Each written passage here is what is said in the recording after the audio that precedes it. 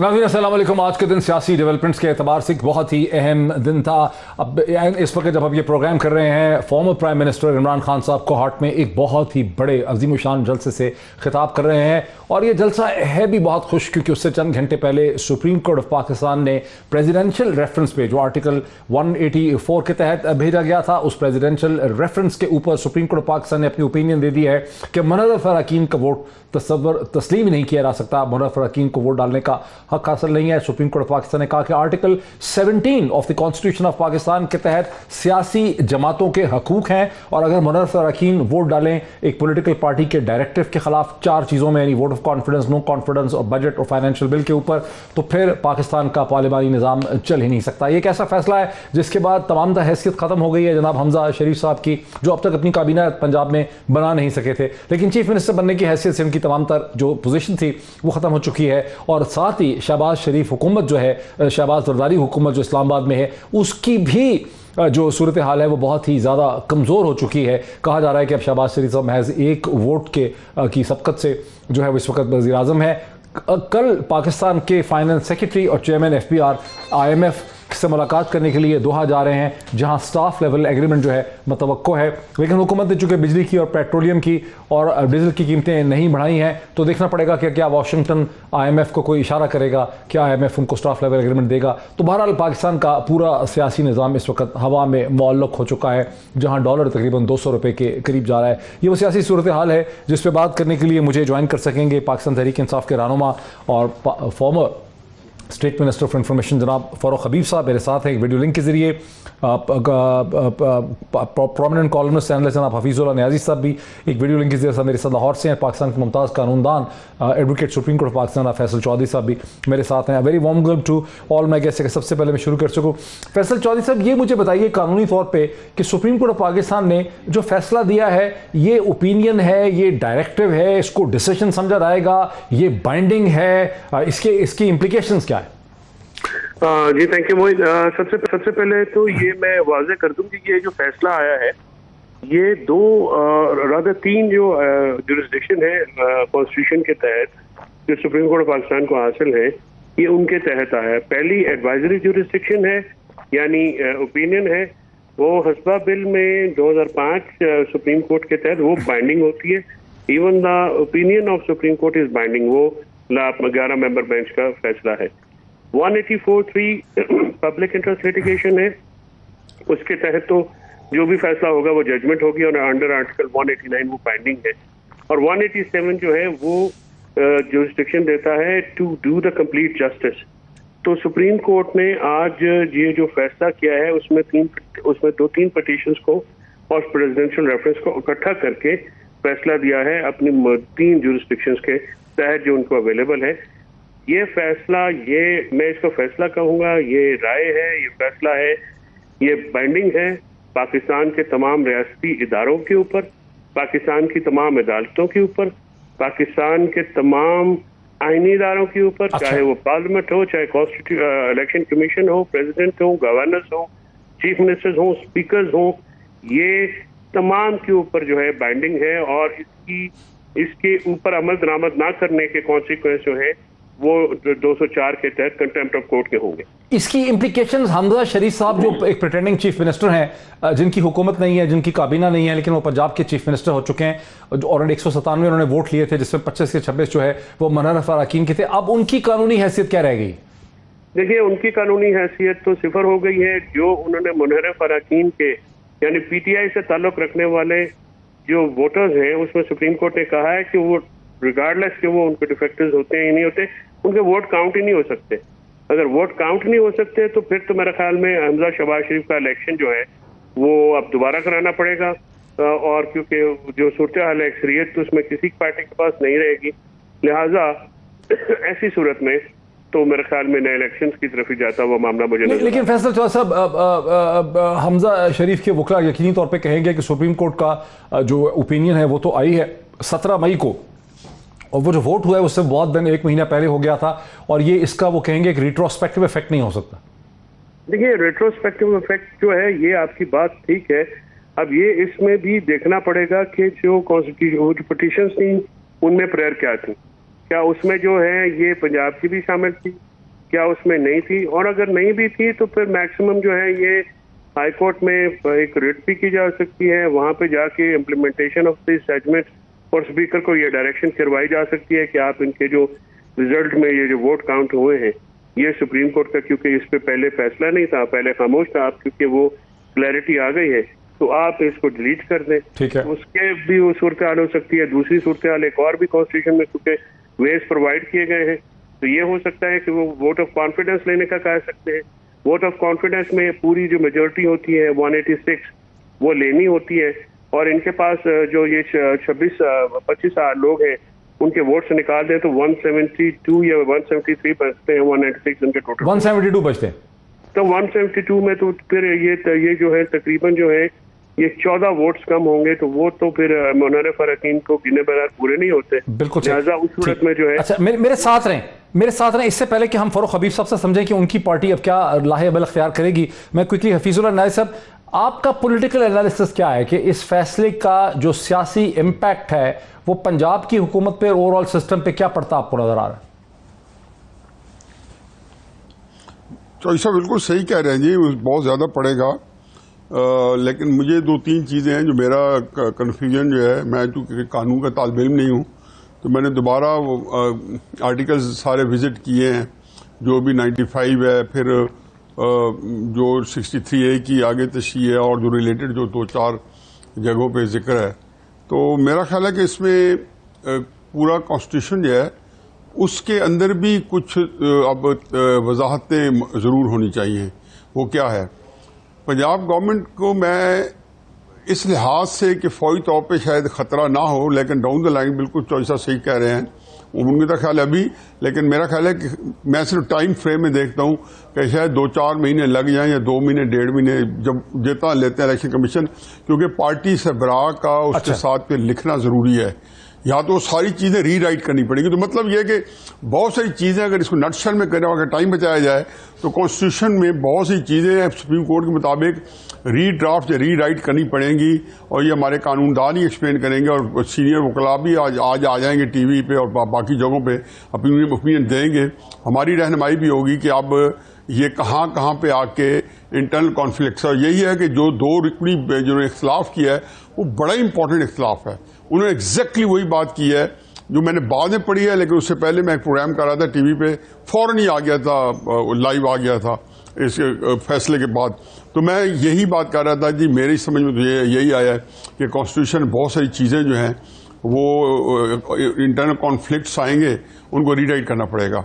लेकिन 12 मेरा ख्याल है कि फैसला होना ही ऐसा चाहिए कि अगर उनको रीराइट करना पड़ेगा। फरूख हबीब साहब, आपकी पार्टी की स्टेज पे हिकमत अमली क्या होगी, क्योंकि नियाजी साहब ये समझते हैं कि अभी हमजा शरीफ जाने वाले नहीं है, वो फाइट करेंगे?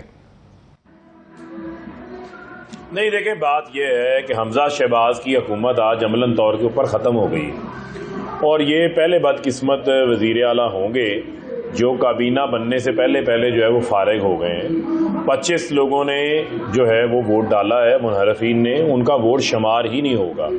बेसिकली मामला क्या था, उस मामले को समझ लें। ये सदारती रेफरेंस भेजा गया जिसके साथ पार्टीज़ की पिटीशंस बाद में अटैच हो गई। वो आर्टिकल 63A की तशरीह थी, तो वो तशरीह उन्होंने आज कर दी है। उन्होंने बता दिया कि इसकी तशरीह ये है कि आपका बुनियादी तौर के ऊपर ये वोट जो है वो काउंट ही नहीं होगा। जब वोट शुमार ही नहीं हुआ तो फिर मैं नहीं समझता कि हमजा शहबाज का जो इलेक्शन है उस इलेक्शन की अब कोई हैसियत रह गई है। गो के अभी कल इलेक्शन कमीशन का फैसला भी अभी आना बाकी है, जो कल 12 बजे वो सुनाने जा रहे हैं। उसमें भी देखते हैं कि आगे वो क्या लिखते हैं। लेकिन आज अमलन तौर पे पंजाब की हुकूमत फारिग हो गई है। पहले ही वो जाली इलेक्शन था, जिस तरीके से वो इलेक्शन करवाया गया, जिस तरीके से हलफ उठवाया गया, उसके ऊपर बहुत सारे सवालात जो हैं वो अपनी जगह पर मौजूद थे। लेकिन इसके साथ एक और बड़ा अहम पहलू है जिसकी तरफ आज पाकिस्तान की आला अदलिया ने तवज्जो दिलाई है। उन्होंने ये कहा है कि जो मुनहरफ अरकान हैं, जो एहराफ करते हैं, ये जमहूरियत के लिए कैंसर है। यानी कि आप 10-15 अरब रुपया आप किसी बैरून मुल्क से ले लें, या यहाँ से जो कोई चोर चक्का जिसने लूटा हुआ है और वो इन्फ्लुएंस करना चाहता है अपनी मर्जी की हुकूमत को, वो लोगों के ज़मीन खरीदे, छंगा मांगा की मंडियाँ लगाए, असम्बलियों को नीलाम घर के अंदर तब्दील कर दे और अरकान को मुनहरफ करवा ले। बुनियादी सवाल ये है कि चाहे प्राइम मिनिस्टर हो, चाहे चीफ मिनिस्टर हो, लोग वोट टिकट को देते हैं, पार्टी को वोट देते हैं। ये पार्टी की इमानत होती है, पार्टी के सरबराह की इमानत होती है। जिसने इनराफ करना है वो रिजाइन दे दे, उसकी सीट खाली हो जाएगी, उसकी जगह पर वो दोबारा जीत के आ जाए, आज़ाद जीत के आ जाए, किसी और प्लेटफॉर्म से जीत के आ जाए, वो आपसे आके इख्तलाफ कर ले। लेकिन जब आपका वोट जो है वो पार्टी की अमानत है, पार्टी के वोट पर टिकट पर आप मुंतखब होकर आए हैं, तो फिर आप दगा नहीं दे सकते, फिर आप जो है वो पीठ में छुड़ा नहीं घूम सकते। ये आज तमाम चीजें वाजे हो गई हैं। पाकिस्तान की जमहूरियत के अंदर जो ये लूप होल्स छोड़े गए थे, ये आज सुप्रीम कोर्ट ने एक लैंडमार्क तशरीह की है, और मैं समझता हूं कि इसके बाद इफ एंड बट्स वाला मामला खत्म हो गया है, अब टेक्निकलिटीज वाला भी मामला खत्म हो गया है। क्या अखलाकियात नहीं है हमारे मुल्क के अंदर? क्या अखलाकियात का अमल दखल नहीं होना चाहिए हमारी पॉलिटिक्स के अंदर? जब टेक्निकलिटीज में जाते हैं, जब कहते हैं कि कॉन्स्टिट्यूशन इसमें खामोश है, इसका मतलब ये है कि आप स्याह सफेद जो मर्जी करते रहे, आपको कोई पूछने वाला नहीं होगा। तो उसके आगे हमेशा हमेशा के लिए सुप्रीम कोर्ट ऑफ पाकिस्तान ने एक बंद बांध दिया है। मेजॉरिटी का फैसला बड़ा वाज़ेह है। इखलाकियात। अब फैसल चौधरी साहब, यहाँ पे दो तीन और बड़े इंटरेस्टिंग सवाल जो हैं वो उठ जाते हैं। एक आपने केस सुना होगा, आपसे बेहतर कौन जानता है, कि सुप्रीम कोर्ट पाकिस्तान ने 2013 में मुस्तफ़ा इम्पैक्स केस के अंदर ये कहा कि फेडरल गवर्नमेंट जो है कॉन्स्टिट्यूट करती है prime minister and his cabinet. अगर मुस्तफ़ा इम्पैक्स केस को पंजाब के ऊपर अप्लाई करें तो वहाँ चीफ मिनिस्टर तो है लेकिन काबीना कोई नहीं है। तो क्या पंजाब में हम मुस्तफ़ा इम्पैक्स केस की रोशनी में कह सकते हैं कि असल में हुकूमत है ही नहीं? पहला तो ये सवाल है। हाँ, ये बिल्कुल मुस्तफ़ा इम्पैक्स केस की जो आर्टिकल 190 की तशरीह थी और फिर उसके साथ वो प्रोविंसेस पे भी अप्लाई किया गया, उसमें ये बिल्कुल आपकी बात दुरुस्त है। और जब तक काबीना नहीं होती तो फिर हुकूमत मुकम्मल नहीं। ये जो फैसला है हुस्न खान साहब ने फरमाया है, वो बात उस हद तक तो ठीक है, वो ये कहते हैं। लेकिन इसका जो मसला ये होगा कि इस वक्त एक बहुत बड़ा कॉन्स्टिट्यूशनल जो क्राइसिस है, जो इस वक्त पंजाब हुकूमत है, अगर वहाँ पे कोई हुकूमत है तो उसके लिए पैदा हो गया है। क्योंकि अगर आप इन वोट्स को काउंट करते हैं, ये तो अगर इन वोट्स को निकाल देते हैं, कल इलेक्शन कमीशन भी बाउंड है अब इस फैसले का। मेरे ख्याल में उसको वो तो ज़ाहिर है इससे बाहर नहीं निकल सकते हैं, और इवन अदरवाइज भी जो है वो डिफेक्टर्स हो जाते तो फिर तो उनकी वैसी माइनॉरिटी में आ जाते। 3-4 महीने तो चलाने का मतलब तो ये है कि फिर आप पाकिस्तान को श्रीलंका बना दो। इशू ये है कि इस वक्त एक लार्जर डिसीजन भी लेने की जरूरत है। अपना ये पॉलिटिकल जो भी मामलात हैं, इनसे बढ़ के सबको बैठ के पाकिस्तान के लिए एक ऐसी बात सोचने की जरूरत है जिससे हम सारे किसी बेहतर तरीके पे, किसी बेहतर साइड पे लग सकें।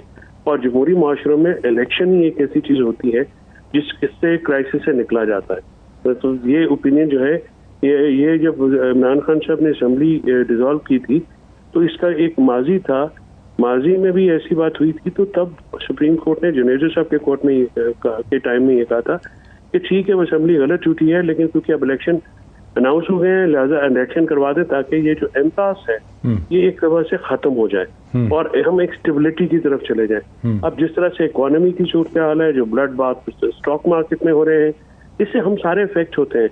लोगों को इल्म नहीं है कि दिवालिया का मतलब क्या होता है। ये आप लोगों को बताना चाहिए मोइज के दिवालिया होगा तो ना हमारे पेट्रोल पंप्स में पेट्रोल होगा, ना बिजली होगी, रोटी हजारों रुपए की हो जाएगी, लोग एक दूसरे को मारेंगे, एक अजीबो गरीब हैजान हो जाएगा।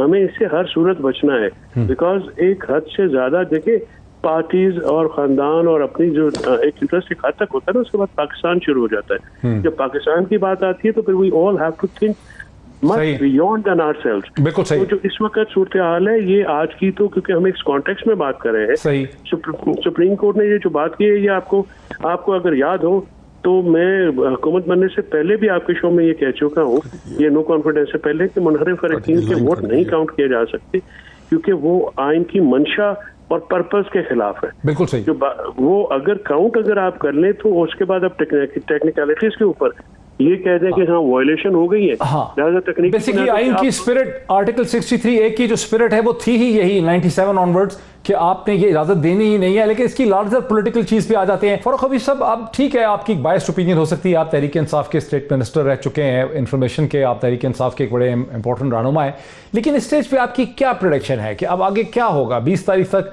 इमरान खान साहब ने कॉल दे रखी थी, ये तो पूरी दुनिया ने देख लिया, पाकिस्तान के बच्चे ने देख लिया, गूंगे बहरे ने देख लिया कि इमरान खान के साथ खैबर पख्तूनख्वा में, पंजाब में, कराची में बहुत बड़ी तादाद में अवाम जो है उनके साथ खड़ी है। पाकिस्तान की जो मतवस्त तबका है, जो मिडिल क्लासेस हैं, जो अर्बन मिडिल क्लासेस हैं, जो पढ़ा लिखा तबका है, वो वेटरन्स ऑफ पाकिस्तान उनके साथ खड़े हैं, डायस्पोराज उनके साथ खड़े हैं। अब आप आगे होते हुए क्या देख रहे हैं अगले 3 दिन में?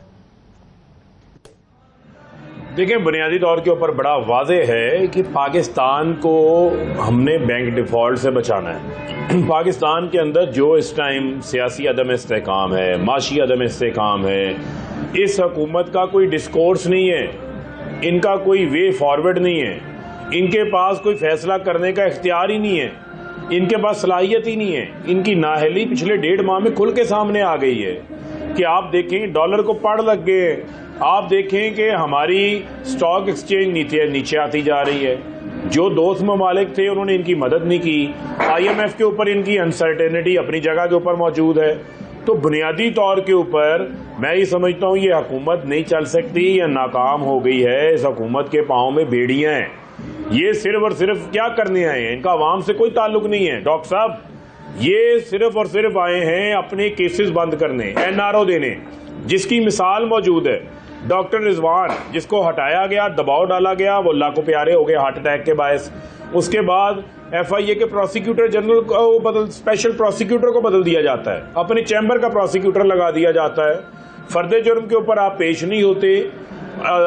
चेयरमैन नैब को चेंज करने जा रहे हैं, उसके अलावा नैब को ताला लगा रहे हैं। आप क़यामत की निशानी Asif Ali Zardari anti corruption reforms करेंगे। तो मामला क्या है? ओवरसीज से वोटिंग राइट वापस ले रहे हैं। IMF की पांव पड़े हुए हैं, मिन्नत समाजत कर रहे हैं IMF के कि 2-4 अरब डॉलर दे दें इनको। वो भाई ओवरसीज पाकिस्तानी 30 अरब डॉलर से ज्यादा भेज रहे हैं। क्या उनको इतना हक नहीं है कि उनको वोटिंग का इख्तियार दे दें? तो बुनियादी तौर के ऊपर इनका कोई डिस्कोर्स नहीं है। आज के फैसले ने मैं समझता हूं कि इनके ताबूत के ऊपर अब होगा क्या ठोंक दिया है। अब इस हुकूमत के पास कोई जवाब नहीं है। नहीं, लेकिन अब तो 3 दिन रह गए। आज 17 तारीख खत्म हो गई। जितना इमरान खान साहब ने 20 तारीख रखी थी, अब 3 दिन रह गए। 3 दिन रह गए डेडलाइन को। साहब, आप पब्लिक का मूड देख रहे हैं। मैं आपको अर्ज कर रहा हूं, आप पब्लिक का मूड देखें कि पाकिस्तान के अंदर कोई लीडर ऐसा मौजूद है इस वक्त जो यके बाद दीगरे रोजाना की बुनियाद के ऊपर मुल्क के बड़े बड़े इलाकों के इज्तिमात कर सकता है। ये जलसे नहीं है, ये आम रूटीन की वो पॉलिटिक्स नहीं है, ये एक मूवमेंट है, ये एक तहरीक है। अब इस तहरीक ने अपने मंतकी अंजाम तक पहुंचे हैं, जो हकीकी आज़ादी का सफर है।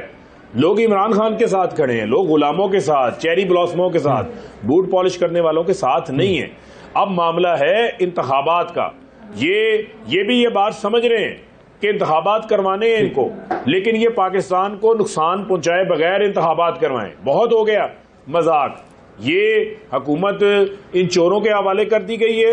ये चोरों की लूट सेल लगी हुई है, ये चोरों का मेला लगा हुआ है कि आपने को मजाक है कि मुल्क को किस दिहाने के ऊपर आप लेके चले गए हैं।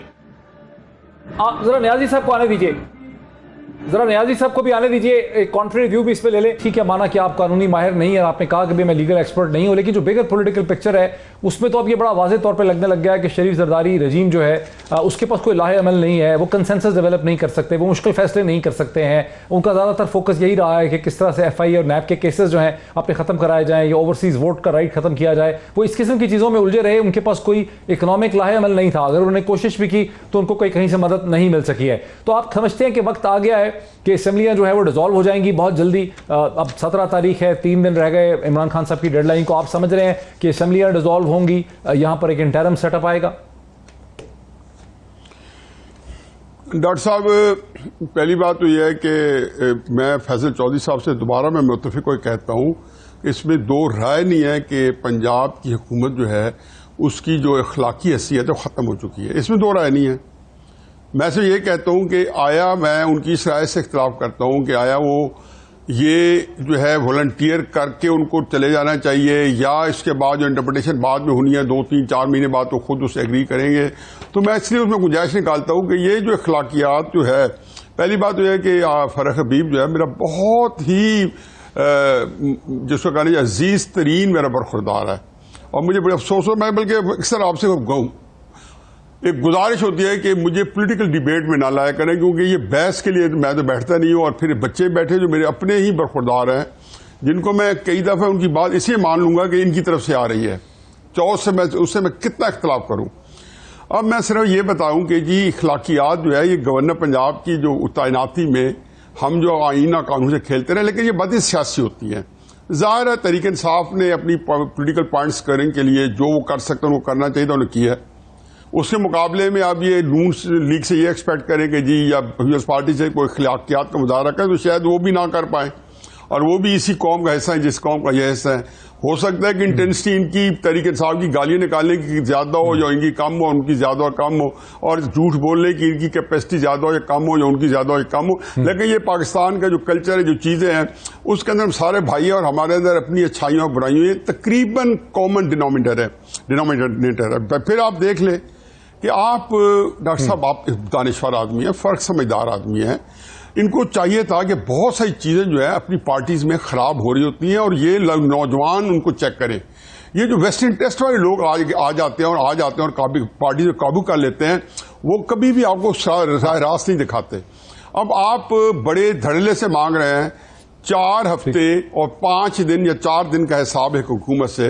12 अप्रैल को इंस्टॉल हुई, पहले दिन था वजीर आजम का 12 अप्रैल, और आज शायद 17 मई है, और आप 3 साल 8 महीने के ऊपर कोई बात नहीं करते। एक हुकूमत है जिसने 2013 में करप्शन इंडेक्स जो 116 से 121 से उठाया और 116 में पहुंचाया। नहीं, लेकिन ये तो परफॉर्मेंस की तो हम अभी बात ही नहीं कर रहे हैं। अभी चूंकि ये हुई है, सूरत-ए-हाल ऐसी हो चुकी है। मैं बता रहा हूं ना, ये बता रहे हैं कि मैं उधर ही आ रहा हूं। ये डॉक्टर साहब मुझे गुस्ताखी माफ दो प्लीज, अगर 1 मिनट दे दें तो मैं हो सकता है आपके काम की बात ना करूं, लेकिन मेरा माफी जमीन सामने आ जाएगा। स्टॉक एक्सचेंज जो है जब ये आए थे तो 54,000 पे पहुंचाई थी 2017 के आखिर में, ये 2019 में 38,000 पे पहुंच गई थी। अभी नहीं पहुंची, अल्लाह ना करे कि मतलब शायद जैसे भी कम चली जाए, मुझे क्या पता है। उसके अलावा फॉरेक्स रिजर्व जो थे 2019 के रिजर्व जो थे अभी भी आज के रिजर्व से कम है, हो सकता है इसके ज्यादा कम हो जाए। डॉलर इन्होंने यहां 120 से 21 में जो निगरान ने किया उसको उठा के 10 अप्रैल को जिसकी ओनरशिप ये नहीं लेते, क्योंकि ये कहते हैं 7 मार्च के बाद के वाकयात की ओनरशिप नहीं देनी, वो भी ठीक है, जो मान ले, जो ना माने ना माने, अपने पास स्वाबदीद अपनी वो उठा के 189 तक पहुंचाए थे। अभी जाहिर है बहुत 200 चले गए, हो सकता है 210 में चले जाए। जो 3 साल 8 महीने में उसकी कंटिन्यूटी है, इनसे मैं को मेरे कल एक्सपेक्ट नहीं कर रहा हूं। मैं तो इस बात का कायल था कि जिस दिन ये हुकूमत पकड़ी ये तबाही बर्बादी का मुकद्दर बन जाएगी, करें या ना करें, और मजीद कितने करनी है। लेकिन एक बात मैं बता दूं कि इमरान खान साहब को इलेक्शन सूट करता है, क्योंकि उसने कैंपेन चलाई हुई है, कैंपेन भी उन्होंने जनवरी से चलाई हुई है, और अपोजिशन को इलेक्शन सूट नहीं करता। बावजूद है कि इमरान खान साहब की 3 साल 8 साल के अंदर कहां पे 335 बिलियन की हमारी इकोनॉमी का साइज था, और कहां 265 बिलियन डॉलर पे ये इकोनॉमी का साइज ले आए। एक चीज को देखें, 6.1% ग्रोथ रेट तक पहुंचने वाले थे, कहां पे आके ग्रोथ रेट माइनस होके और अभी आके 4 समथिंग पे आई है ग्रोथ, ये इसके ऊपर। तो क्राइसिस ये है कि ये सारी चीजें जो है ना, मैं तो इस मामले में ना इमरान खान को जिम्मेदार समझता हूं ना नून लीग को। मैं तो वो ऑपरेटर्स जो हैं जिन्होंने इमरान खान साहब को लाए, जिन्होंने 2014 से पाकिस्तान के अंदर सियासी में इस्तेकाम किया। मेरी फिक्र, आखिरी फिक्र सुन ले, मेरी फिक्र ये है, सवाल ये था कि इमरान खान साहब ने कॉल दे रखी है 20 तारीख की, हुकूमत के पास कोई नहीं, मेरी एक फिक्र ले लें डॉक्टर साहब, मेरी एक फिक्र ले लें, एक फिक्र ले लें। मेरी फिक्र ये है कि मुझे डर ये है डॉक्टर साहब, मुझे डर ये है कि ये पॉलिटिकल क्राइसिस जो कि जिसकी कोख से सारे हमारे प्रॉब्लम जन्म लिया पिछले 7-8 साल से जो अभी तक है, ये मजीद बढ़ न जाए, क्योंकि इलेक्शन कराने के बाद अगर इमरान खान जीतने के आसार है तो उसको अगर हुकूमत ना दी, जो मैं कहता हूं देनी चाहिए, आप देखिए उस वक्त पाकिस्तान के अंदर क्या तबाही आती है। इसलिए मेरे पाकिस्तान के बारे में मैं बहुत फिक्रमंद हूं, मुझे पता है कि ये बात है, ये तो सियासी उनके लिए तो एक ऐसी गेम है कि शायद इनका ख्याल है कि जी हमारा को थोड़ी देर के लिए कोई लगा हुआ है, हो सकता है इतनी समझ भी ना हो, गहराई भी ना हो, क्योंकि ये 1971 नहीं देख चुके पाकिस्तान का, मैं देख चुका हूं। और ये जो 2014 से शुरू है, यही साजिश सीपैक को बंद कराने के लिए नवाज शरीफ को हटाया गया, वो वारा खाती थी। फिर इमरान खान को हटाया किया। मैं तो इसके बाद कहता था कि यार ना हटाओ, अब क्यों एक क्राइसिस है दूसरा क्राइसिस पैदा करो। अब एक तीसरा पैदा करने के चक्कर में है कि निगरान हुकूमत बना के उसको 1 साल चलाएं और किसी को इलेक्शन ना दें। मैं किस गेम को समझता हूं, इसमें इमरान खान साहब का तो चले आप एक मुझे जवाब मिला कि आप समझते हैं कि निगरान हुकूमत अगर बनेगी तो 90 दिन की नहीं होगी। न्याजी साहब का एक ख्याल है फैसल चौधरी साहब के निगरान हुकूमत अगर यहाँ बन जाएगी अगले चंद दिनों में तो वो 90 दिन की नहीं होगी बल्कि वो 1 साल की कोई टेक्नोक्रेटिक हुकूमत होगी। क्या कानून में, आईन में, पाकिस्तान में और सुप्रीम कोर्ट के फैसलों में कोई गुंजाइश इसकी है कि एक निगरान हुकूमत बैठ जाए आके 1 साल के लिए? बिल्कुल नहीं, ये जिसका भी ख्याल है वो मेरे ख्याल में अहमकों की जन्नत में रहता है। आप पाकिस्तान के आइन को सबोटाज करने की बात करें, पाकिस्तान के निज़ाम को सबोटाज करने की बात करें, इस किस्म की बातें जो हैं वो बिल्कुल ही उनकी परमिशन नहीं है। आइन में एक जमहूरी इस निज़ाम को जो है वो सपोर्ट किया जाता है, उसी को जो है उसका तरीक़ाकार है। और ये नहीं होता कि जो भी निगरान हुकूमत बनती है वो ज़्यादा से ज़्यादा 90 दिनों के लिए और कम से कम 60 दिनों के लिए होती है। उनका काम ये होता है कि वो इलेक्शन कराएं और फिर उसके बाद वो चले जाएं। 20 साल की हुकूमत की जिस किस्म की ये किसी गैर जमहूरी जो इरादा रखने वाले जो लोग हैं उनकी तो बात हो सकती है, लेकिन जमहूरी और आईनी लोग जो हैं इस किस्म। लेकिन आप advocate supreme court of Pakistan, आपने सुना न्याजी साहब को खदशा है कि एक निगरान हुकूमत 1 साल की उठाई जा सकती है। आपने बड़ी खूबसूरत बात की है जो जी मैंने कहा चौधरी साहब आपने बड़ी खूबसूरत बात की है, आपने बिल्कुल सही कहा है और मैं एग्जैक्टली यही कह रहा हूं कि ये गैर जमहूरी लोगों की तो जहन हो सकता है कि जमहूरी आदमी का नहीं हो सकता। और बदकिस्मती से चौधरी साहब आप इसको थोड़ा सा एंडोर्स कर दें कि गैर जमहूरी लोग कितने मुअस्सर है इस मुल्क के अंदर और कितने 80-70 साल से किस किस वक्त मुतासर है जो है। और यही इमरान खान आजकल अपनी तकरीरों में यही रोना रो रहे हैं कि आप गैर जमहूरी रवैयों ने इसका मुझे भी खराब किया है।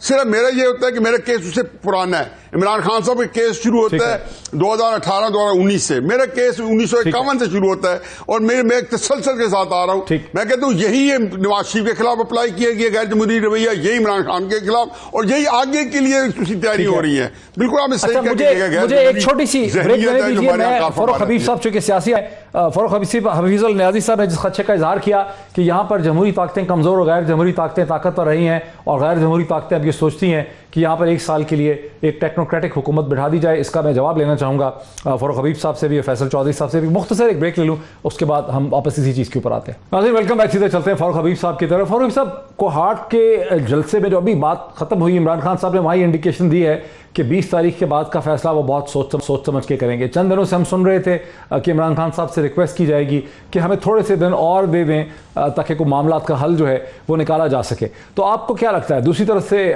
न्याजी साहब का ये कहना है कि जब गैर जमहूरी ताकतें बड़ी ताकतवर रही हैं और यहाँ पर एक ऐसा इंटरम सेटअप या टेक्नोक्रेटिक सेटअप भी आ सकता है जो साल डेढ़ बैठ जाए।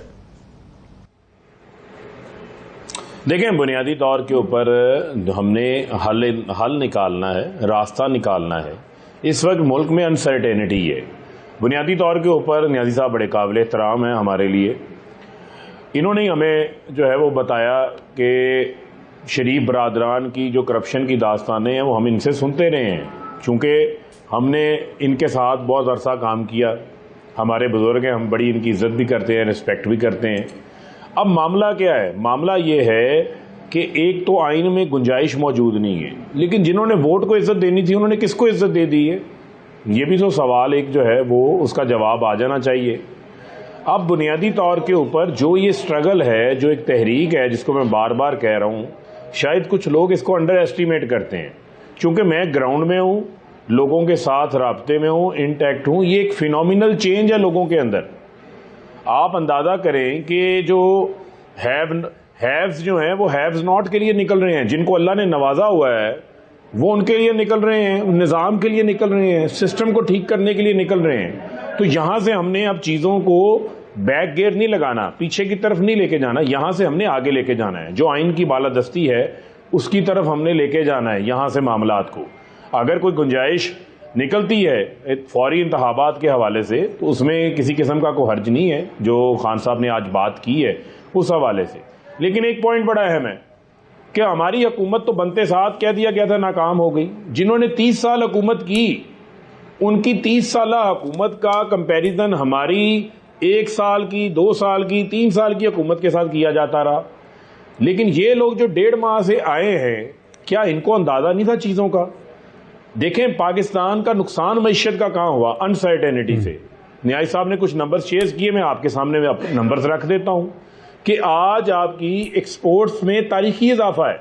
मैं फैसलाबाद में मौजूद हूं, न्याज साहब का भी एक वक्त में टेक्सटाइल का एक्सपोर्ट्स का कारोबार था, इनका भी कारोबार कबाड़ के भाव टेक्सटाइल बिक रही थी। आज 26% इजाफा हुआ सिर्फ 1 साल में, $12 अरब से $16 अरब 10 माह में है। आज आपकी तारीखी लार्ज स्केल मैन्युफैक्चरिंग में 1 महीने की ग्रोथ 26% आई है। कंस्ट्रक्शन पैकेज हमने चला दिया। हमें कोई फ्रांस की, यूएस की इकॉनमी हमने इनहेरेंट की थी। 22 बार मुल्क को ये IMF के पास लेके जा चुके थे।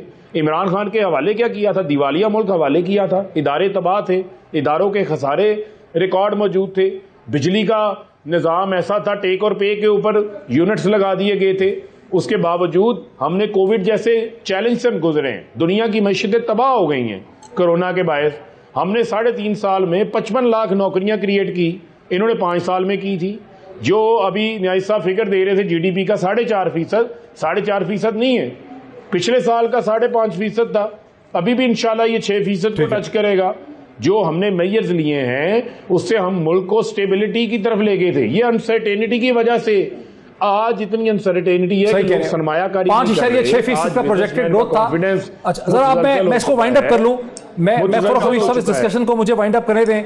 न्याजी साहब, आज 17 तारीख खत्म हो गई मई के महीने के 30-31 दिन, तो अब जो 12-13 दिन है, आप क्या देख रहे हैं? यानी मई के आखिरी दिन तक आप क्या सियासी मंजरनामा आप देख रहे हैं पाकिस्तान के अंदर? अगर आपको कहा जाए कि प्रेडिक्शन करें तो क्या प्रेडिक्शन करें? मैं 2-3 बातें क्विक करूंगा जी। मैं डॉक्टर साहब 2-3 बातें क्विक करता हूं। ये नौजवान है और मेरा दिल करता है कि ये जो भी बात करें रास्त बात करें, कोई हर्ज नहीं है, कई दफा उसमें नुकसान भी होता है। मैंने तुमको बड़े लोगों को कहा होगा, इमरान खान साहब को बताया होगा कि ये लोग बहुत करप्ट हैं, लेकिन इमरान खान साहब ने उनको अपनी गोद में दोनों कंधों में बिठा लिया। उसको छोड़ने की बात, मैं टेक्सटाइल में था, बिल्कुल फर्क सही कह रहे हैं। और मुझे पता है कि टेक्सटाइल में हमारे पास बिजली 24 घंटे 25 घंटे नहीं होती थी। मेरी टेक्सटाइल वाइंड अप हो गई। 1 अरब रुपए का प्लांट था और वो कोड़ियों के बाद बिका। बिल्कुल सही है। 12,000 मेगावाट बिजली अब ना लगती तो ये कहां से चलाते ये टेक्सटाइल? मैं छोटी छोटी बातों में नहीं पढ़ता हूं। मैं सिर्फ ये जो बताना चाहता हूं ये है कि ये देखो ना, ये सारी जो बातें फरमा रहे हैं, ये सारी बातें जो है इसके अंदर इनके अपने इस जो सेल्फ कॉन्ट्रडिक्शंस हैं कि नवाज शरीफ साहब ने अभी इक्तदार में आए 7-8 महीने हुए थे तो पूरे पाकिस्तान में तहलका मचा दिया कि सियासत नहीं रियासत बचाओ। और रियासत में कौन सी उस्ताद आप पड़ी थी 2014 में? फिर ये देखो कुछ कितनी एक्साइटमेंट हो। मैं इसको एडमायर करता हूं जो जलसे हो रहे हैं। मुझे पता है ये सारे जलसे, मैं सारों का स्टैंडर्ड जानता हूं।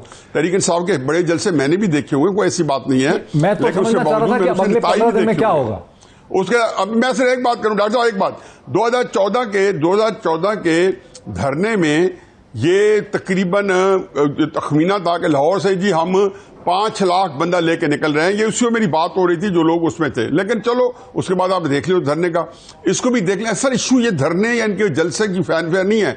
क्राइसिस ये है कि इमरान खान साहब के इक़्तिदार पे नकबजनी लगी है। बाकी इमरान खान साहब जो बातें कर रहे हैं वो बातें सारी की सारी वो कर चुके हैं। वो कह रहे हैं जी कि IMF के आगे आज जलसे में कह रहे थे भीख मांगने के लिए जा रहे हैं। तो क्या आपने भीख नहीं मांगी थी? तो मुझे ये समझ नहीं आती कि हम जब ये बात कर रहे होते हैं तो हम ये 2 बटन अपने डॉक्टर साहब क्यों नहीं खोलते, क्यों नहीं देखते कि ये बातें हम करते रहे और इसका कोई फायदा नहीं है।